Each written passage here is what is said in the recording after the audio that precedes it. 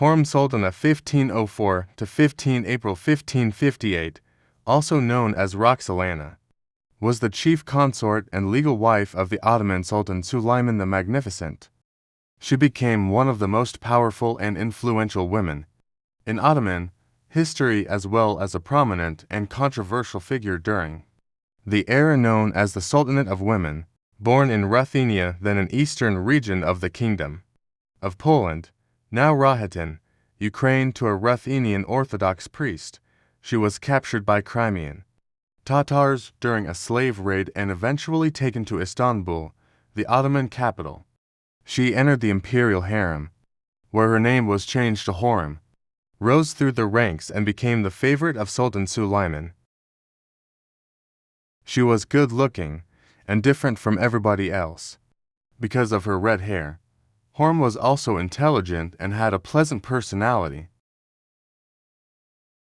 Her love of poetry is considered one of the reasons behind her being heavily favored by Suleyman, who was a great admirer of poetry. Hurrem is known to have been very generous to the poor.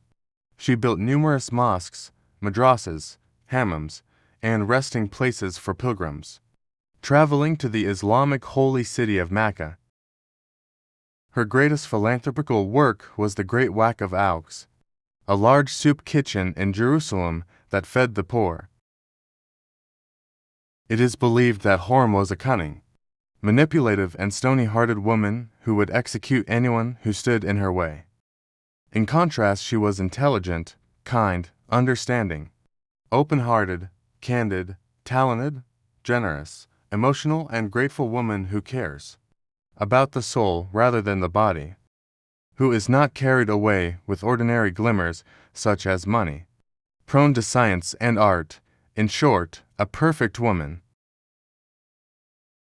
Breaking Ottoman tradition, Sultan Suleiman married Hurrem, making her his legal wife.